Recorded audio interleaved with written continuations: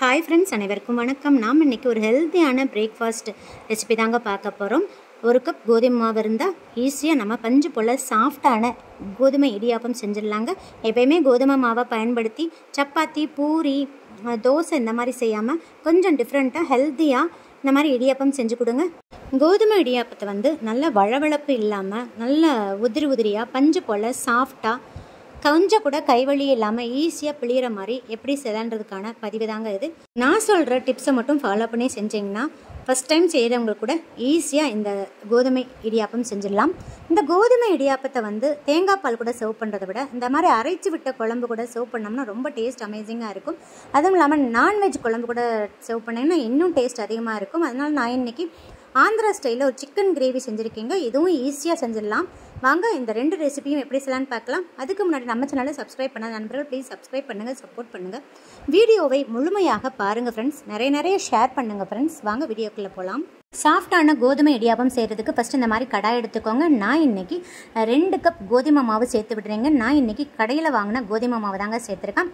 இப்போ stove on பண்ணிவிட்டு ஃப்ளேமை கம்ப்ளீட்டாக சிம் பண்ணிடுங்க. ஹையில் வச்சிங்கன்னா சட்டுன்னு கோதுமை மாவு கறியிடும். இப்போ கைவிடாமல் இந்த மாதிரி கிளறி கொடுத்துக்கிட்டே இருங்க. நீங்கள் கிளற எடுக்கிற கரண்டி அதோட எட்ஜஸ் நல்ல ஷார்ப்பாக இருக்கிற மாதிரி பார்த்துக்கோங்க. அப்போ தான் அடியில் கூடி நல்ல மாவை கிளறி விட முடியும், அடிப்பிடிக்காமல். இந்த மாதிரி கைவிடாமல் கிளறிக்கிட்டே இருக்கணும். நல்ல கமகமன்னு வாசனை வருங்க. அதுவும் இல்லாமல் இந்த கோதுமை மாவை கையில் தொட்டு பார்க்கும்போது நல்லா சுருன்னு ஏறணும். ஸோ அந்த அளவுக்கு நம்ம வறுத்து கொடுக்கணும். அதனால் 5 நிமிஷம், கண்டிப்பாக 5 நிமிஷம் ஆகுங்க. இப்போ பாருங்கள் 5 நிமிஷம் ஆயிடுச்சு. நல்ல ஒரு ஸ்மெல் வர ஆரம்பிச்சிருச்சு. இப்போ கையில் தொட்டு பார்த்தோம்னா அதோட சூடு சொர்ன்னு கையில் ஏறுதுங்க. இப்போ நம்ம இதை ஒரு பவுலுக்கு ட்ரான்ஸ்ஃபர் பண்ணிடலாம். இந்த மாதிரி நாம் வறுத்து செய்கிற பட்சத்தில் அந்த கோதுமை மாவுக்கே உரிய பச்சை ஸ்மெல்லாம் போயிட்டு நல்ல வளவளப்பு இல்லாமல் நல்லா உதிரியாக பஞ்சு போல் சாஃப்டாக கிடைக்குங்க. ஸோ கண்டிப்பாக 5 நிமிஷத்துக்கு நல்லா வறுத்து கொடுத்துருங்க. இப்போ இதை ஒரு பவுலுக்கு ட்ரான்ஸ்ஃபர் பண்ணிவிட்டு நல்லா ஆற வச்சிடலாங்க. இப்போ கோதுமை மாவு நல்லா ஆறவும் நம்ம இந்த மாதிரி ஒரு சலடை யூஸ் பண்ணி நல்லா சளிச்சு கொடுத்துருணுங்க. இந்த மாதிரி சளிச்சாதான் அதில் இருக்க சின்ன சின்ன திப்பிகள்லாம் அப்போ தான் ஈஸியாக நம்மளால் இடியாப்பம் புளிய முடியுங்க. பாருங்கள் எவ்வளோ திப்பிகள் இருக்குன்னு. இப்போ இதை நம்ம டிஸ்கட் பண்ணிடலாம். பாருங்கள் சளிச்செடுத்த மாவு ரெடி ஆயிடுச்சு. இப்போ நம்ம இதே மாதிரி ஒரு பவுல் எடுத்துக்கோங்க. அதில் 2லேருந்து 3 கிளாஸ் தண்ணி சேர்த்துக்கோங்க.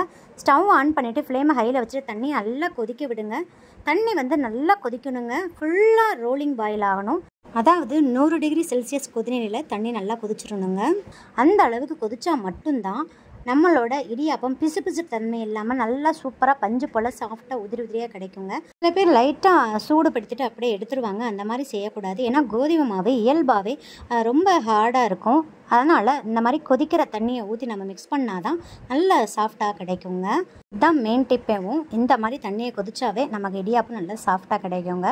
இப்போ தண்ணி நல்லா கொதிச்சிருச்சு. இப்போ ஸ்டவ் ஆஃப் பண்ணிடலாங்க. இப்போ நம்ம இந்த கோதுமை மாவில் கொஞ்சமாக 1 பிஞ்ச் சால்ட்டு சேர்த்துடலாங்க. சால்ட்டு சேர்த்துட்டு நல்லா மிக்ஸ் பண்ணி கொடுத்துருங்க.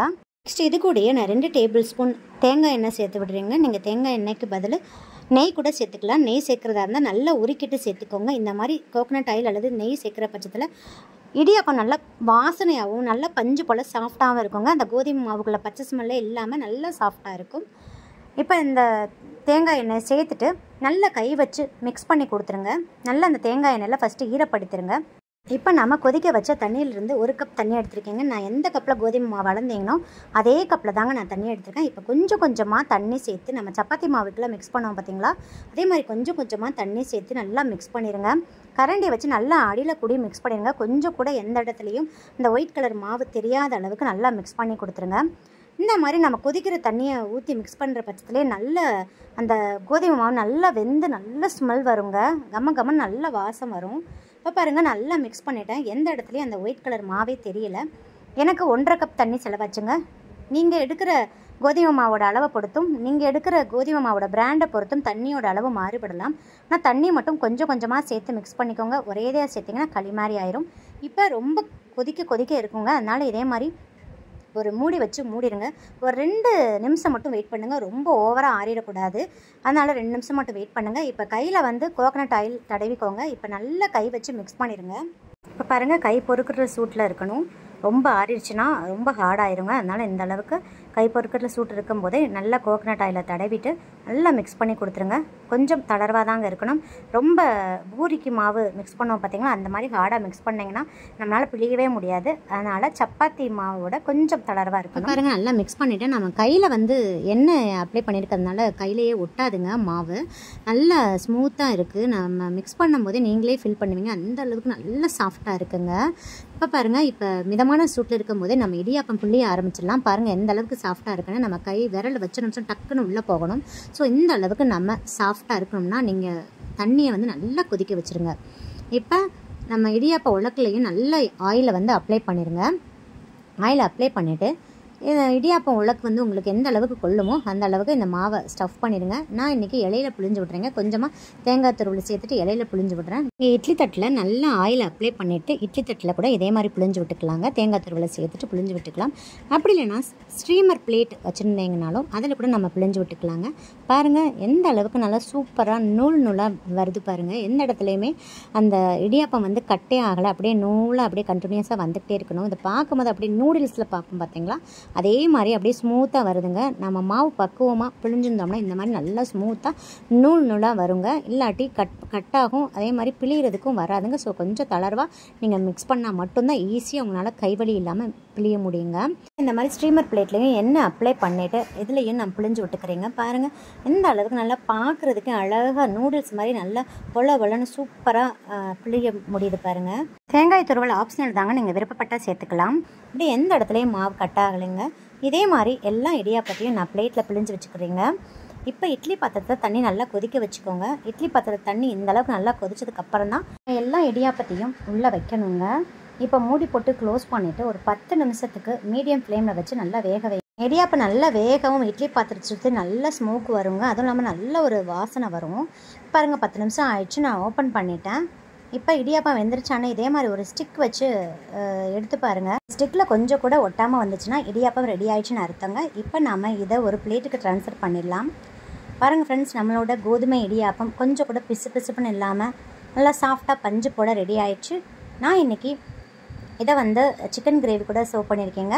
இதை வந்து தேங்காய் பால் கூட சர்வ் பண்ணுறத விட சிக்கன் கிரேவி கூட சர்வ் பண்ணிங்கன்னா ரொம்ப டேஸ்ட்டாக இருக்கும். பாருங்கள், நான் பிச்சு காமிக்கிறேன் எந்தளவுக்கு நல்லா சாஃப்டாக இருக்குன்னு பாருங்கள். இப்போ நம்ம இந்த சிக்கன் கிரேவி எப்படி செய்யலான்னு பார்த்துட்டு வந்துடலாங்க. இது ஆந்திரா ரெசிபி தான், டேஸ்ட் அமேசிங்காக இருக்கும். டக்குன்னு குயிக்காக செஞ்சிடலாங்க. வாங்க வீடியோக்குள்ள. நான் இன்றைக்கி 3/4 kg சிக்கன் எடுத்துகிட்டு வந்திருக்கேங்க. சிக்கனை மஞ்சள் தூள் உப்பு போட்டு நல்லா 2-3 டைம் நல்லா வாஷ் பண்ணிடுங்க. வாஷ் பண்ணிவிட்டு ஒரு ஸ்ட்ரெயினர் வச்சு நல்லா தண்ணி இல்லாமல் ஒட்ட வடிச்சிருங்க. வடித்ததை வந்து இதே மாதிரி ஒரு அகலமான பவுலில் சேர்த்துருங்க. இப்போ வந்து நான் இது கூட 1/2 டீஸ்பூன் சால்ட்டு சேர்க்குறேங்க. நெக்ஸ்ட்டு 2 டேபிள் ஸ்பூன் மிளகாய் தூள் சேர்க்குறேன். இது ஆந்திரா ரெசிபின்றதுனால கொஞ்சம் காரம் அதிகமாக தான் இருக்கும். உங்களுக்கு இவ்வளவு காரம் வேணாம்னா உங்கள் கார சுவைக்கு தகுந்த மாதிரி நீங்கள் மிளகாய் தூளோட அளவை கூட்டவும் குறைக்கவும் செஞ்சுக்கலாங்க. நெக்ஸ்ட்டு 1/4 டீஸ்பூன் மஞ்சள் தூள், 1 டீஸ்பூன் இஞ்சி பூண்டு விழுது சேர்த்துக்கோங்க. இப்போ நல்லா கை வச்சு நல்லா மிக்ஸ் பண்ணி கொடுத்துருங்க. மிக்ஸ் பண்ணிவிட்டு மூடி போட்டு க்ளோஸ் பண்ணிவிட்டு ஒரு 20 நிமிஷத்துக்கு அப்படியே வச்சுருங்க. அப்போ தான் நல்லா அந்த உப்பு காரம்லாம் சிக்கனில் இறங்கும். நம்ம மசாலாலாம் அரைச்சி சிக்கன் கிரேவி செய்கிறதுக்கும் இந்த சிக்கன் ஊறுறதுக்கும் கரெக்டாக இருக்குங்க. இப்போ நெக்ஸ்ட்டு மசாலா அரைச்சிடலாம். அதுக்கு இந்த மாதிரி ஒரு பேன் எடுத்துக்கோங்க. ட்ரையாக தான் நம்ம எல்லா மசாலாவையும் இதில் வறுக்கணும். இப்போ 2 டேபிள் ஸ்பூன் கொத்தமல்லி விதைகள் சேர்த்துக்கோங்க. 2 டேபிள் ஸ்பூன் சேர்த்துக்கோங்க. நெக்ஸ்ட்டு 1 டீஸ்பூன் சீரகம், 1 டீஸ்பூன் சோம்பு, 1/2 டீஸ்பூன் மிளகு. பாருங்கள் இந்த சைஸில் 2 துண்டு பட்டை, 2 கிராம்பு, 2 ஏலக்காய், அவ்வளோதாங்க. இப்போ இது கூடயே ஒரு கொத்து கருவேப்பிலையும் சேர்த்துக்கோங்க. ஃப்ளேமை வந்து கம்ப்ளீட்டாக சிம் பண்ணிவிட்டு ஒரு 2 நிமிஷத்துக்கு நல்லா வாசனை வர அளவுக்கு வறுத்து கொடுத்துருங்க. சேர்த்துருக்கிற எந்த பொருளுமே கறியிடக்கூடாது. கறிடுச்சுன்னா கிரேவி நல்லா இருக்காதுங்க. அதனால் நல்லா சிம் பண்ணிவிட்டு ஒரு 2 நிமிஷத்துக்கு நல்லா வாசனை வர அளவுக்கு வறுத்து கொடுத்துருங்க. இப்போ பாருங்கள் நல்லா அந்த கொத்தமல்லிலாம் வறுப்பட்டு வாசனை வர ஆரம்பிச்சிருச்சு. அவ்வளோதான், ஸ்டவ் ஆஃப் பண்ணிடலாம். இப்போ இது ஒரு பிளேட்டுக்கு ட்ரான்ஸ்ஃபர் பண்ணிவிட்டு நல்லா ஆற வச்சுருங்க. நல்லா ஆறிடணும், அப்போ தான் மிக்சியில் நல்லா அரைப்படும். இப்போ மிக்சி ஜாரில் சேர்த்துட்டு அரைச்சிட்டு வந்துடுங்க. ரொம்ப ஃபைனாக அரைக்கக்கூடாது. பாருங்கள் இந்தளவுக்கு லைட்டாக குறப்பாக இருக்கிற மாதிரி அரைச்சி இதை ஒரு ஓரமாக வச்சுருங்க. நெக்ஸ்ட்டு கடாய் எடுத்துக்கோங்க. இதில் 1 டேபிள் ஸ்பூன் ஆயில் சேர்த்துக்கோங்க. ஆயில் நல்லா காயவும் நான் இன்றைக்கி 2 பெரிய சைஸ் பெரிய வெங்காயத்தை நல்லா ஃபைனாக சாப் பண்ணி இதில் சேர்த்து விடுறேங்க. இது கூடயே 5லிருந்து 6 முந்திரி பருப்பு சேர்த்து விடுறேன். வெங்காயம் நல்லா வதங்கி கண்ணாடி பதத்துக்கு வர அளவுக்கு நல்லா வதக்கி கொடுத்துருங்க. வெங்காயம் நல்லா வதங்கி கண்ணாடி பதத்துக்கு வந்துருச்சு. இப்போ நான் இது கூடயே 2 பெரிய சைஸ் பழுத்த தக்காளியாக எடுத்து நல்லா ஃபைனாக சாப் பண்ணி இதை சேர்த்து விட்டுறேங்க. தக்காளி பழத்தோட தோலில் நல்லா சுருங்கி வர்ற அளவுக்கு நல்லா வதக்கி கொடுத்துருங்க. பாருங்கள் தக்காளிலாம் நல்லா வதங்கிடுச்சு. நான் இது கூடயே பாருங்கள் இந்த சைஸில் ஒரு 4 தேங்காய் பல் எடுத்து குட்டி குட்டியாக கட் பண்ணி இதில் சேர்த்துட்றேன். தேங்காய் பால் சேர்த்துட்டு ஒரு 2 நிமிஷத்துக்கு வதக்கினா போதும். இப்போ அவ்வளோதான், ஸ்டவ் ஆஃப் பண்ணிடலாம். இதை ஒரு பிளேட்டுக்கு ட்ரான்ஸ்ஃபர் பண்ணிவிட்டு நல்லா ஆற வச்சுருங்க. நல்லா ஆறவும் மிக்ஸி ஜாரில் சேர்த்துருங்க. இப்போ தண்ணி எதுவும் ஊற்ற தேவையில்லைங்க, ஏன்னா வெங்காயத்துலேயும் தக்காளியிலையும் இருக்கிற தண்ணியே போதுமானது. இப்போ நல்லா சேர்த்துட்டு நல்லா ஃபைனாக அரைச்சிட்டு வந்துடுங்க. பாருங்கள் இந்த அளவுக்கு நல்லா ஃபைன் பேஸ்ட்டாக அரைச்சி ஒரு ஓரமாக வச்சுருங்க. இப்போ நெக்ஸ்ட்டு குக்கர் எடுத்துக்கோங்க. 2 டேபிள் ஸ்பூன் ஆயில் சேர்த்துக்கோங்க. நான் இன்றைக்கி தேங்காய் எண்ணெய் தாங்க சேர்க்குறேன். ஆயில் நல்லா காயவும் நம்ம இப்போ ஸ்பைசஸ் எல்லாம் சேர்த்துடலாங்க. பாருங்கள் சிறிய அளவில் 2 துண்டு பட்டை, 2 கிராம்பு, 2 பிரியாணி இலை சேர்த்துருக்கேன். நெக்ஸ்ட்டு இது கூடயே ஒரு அன்னாசிப்பூ கொத்து சேர்க்குறேங்க. நெக்ஸ்ட்டு கொஞ்சமாக ஒரு 1/2 டீஸ்பூன் கல்பாசி சேர்த்துக்கோங்க. இப்போ இந்த ஸ்பைசஸ்லாம் நல்லா பொரியட்டும். அப்போ தான் அந்த ஸ்பைசஸோட வாசனை வந்து அந்த எண்ணெயில் இறங்குங்க. ஸோ நல்லா பொரியவும் 1/4 டீஸ்பூன் சீரகம், 1/4 டீஸ்பூன் சோம்பு சேர்த்துக்கோங்க. சீரகம் சோம்பு நல்லா பொரிஞ்சு வரட்டும். நெக்ஸ்ட்டு இது கூடயே ஃப்ளேவருக்காக 3 பச்சை மிளகா சேர்க்குறேங்க. பச்சை மிளகா நல்லா தெரிக்கும், அதனால் கொஞ்சம் தள்ளியே நின்றுக்கோங்க, இல்லாட்டி ஒரு மூடி போட்டு மூடிக்கோங்க. நெக்ஸ்ட்டு 2 கொத்து கருவேப்பிலையை சேர்த்து விட்டுருங்க. நெக்ஸ்ட்டு நம்ம அரைச்சி வச்சோம் பார்த்தீங்களா, அந்த வெங்காய விழுதை அதில் சேர்த்துடலாங்க. சேர்த்துட்டு நல்லா மிக்ஸ் பண்ணி கொடுத்துருங்க. ஃப்ளேமை சிம்மில் வச்சுருங்க, இல்லாட்டி வெங்காய விழுதை வந்து சட்டுன்னு அடிப்பிடிச்சிரும். நல்லா மிக்ஸ் பண்ணி கொடுத்துருங்க. வெங்காய விழுது சேர்க்கும் போதே ஃப்ளேமை சிம் பண்ணிடுங்க, இல்லாட்டி ரொம்ப தெரிக்குங்க. நல்லா கம்ப்ளீட்டாக சிம் பண்ணிடுங்க. இப்போ இது கூடயே 1/2 டீஸ்பூன் இஞ்சி பூண்டு விழுது சேர்க்குறேங்க. ஏற்கனவே நம்ம சிக்கன் ஊற வைக்கிறச்ச 1 டேபிள் ஸ்பூன் சேர்த்துருப்போம். இப்போ ஒரு 1/2 டீஸ்பூன் சேர்த்தா போதுங்க. சேர்த்துட்டு நல்லா மிக்ஸ் பண்ணி கொடுத்துருங்க. இப்போ நம்ம ஊற வச்சுருந்த அந்த சிக்கன் பீசஸை இதில் சேர்த்துடலாங்க. சேர்த்துட்டு நல்லா மிக்ஸ் பண்ணி கொடுத்துருங்க. மிக்ஸ் பண்ணிவிட்டு கொஞ்சமாக புதினா இலைகளையும் கொஞ்சமாக கொத்தமல்லி இலைகளையும் சேர்த்து விட்டுருங்க. சேர்த்துட்டு மிக்ஸ் பண்ணி கொடுத்துருங்க. இப்போ அடி பிடிக்காமல் இருக்கிறதுக்காக கொஞ்சமாக ஒரு 1/4 கிளாஸ் தண்ணி சேர்த்துட்டு நெக்ஸ்ட்டு குக்கரில் இருக்கிற அந்த கேஸ் கட்டை எடுத்துருங்க. எடுத்துட்டு குக்கரை மூடியை மட்டும் மூடி நல்லா க்ளோஸ் பண்ணிடுங்க. க்ளோஸ் பண்ணிவிட்டு ஃப்ளேமை கம்ப்ளீட்டாக சிம்மில் வச்சுட்டு ஒரு 3 நிமிஷத்துக்கு அப்படியே விட்டுருங்க. அப்போ தான் அந்த சிக்கன் வந்து நல்லா தண்ணி விட்டு வெந்து வரும். தண்ணி விட்டு வெந்து வந்தால் தான் சிக்கன் வந்து ஒரு மாதிரி கவிச்சு சுவல் இல்லாமல் நல்லா இருக்குங்க. அதனால் மூடி போட்டு க்ளோஸ் பண்ணிடுங்க. ஒரு 3 நிமிஷத்துக்கு வச்சா போதுங்க.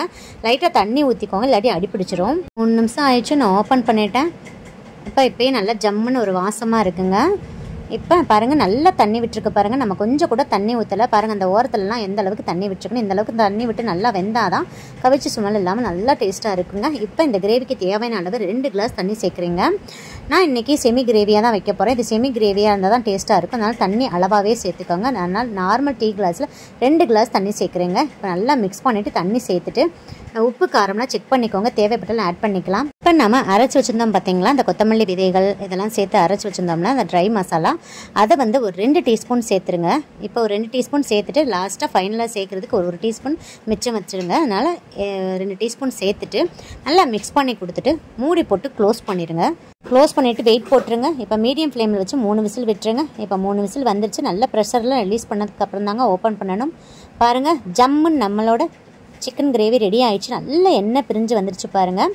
இப்போ நம்ம ஃபைனலாக அந்த ட்ரை மசாலாவை 1 டீஸ்பூன் சேர்த்துடலாங்க. சேர்த்துட்டு ஸ்டவ் ஆன் பண்ணிவிட்டு லைட்டாக ஒரே ஒரு கொதி மட்டும் விட்டுக்கோங்க. இந்த மாதிரி லாஸ்ட்டாக இந்த பவுட்ரு சேர்த்து நம்ம இந்த கிரேவியை இறக்குற பட்சத்தில் நல்ல ஒரு ஃப்ளேவராக இருக்குங்க. இன்னும் ட்ரை பண்ணி பாருங்கள். இப்போ நாம் அவ்வளோதான், இந்த சிக்கன் கிரேவி பவுலுக்கு ட்ரான்ஸ்ஃபர் பண்ணிடலாங்க.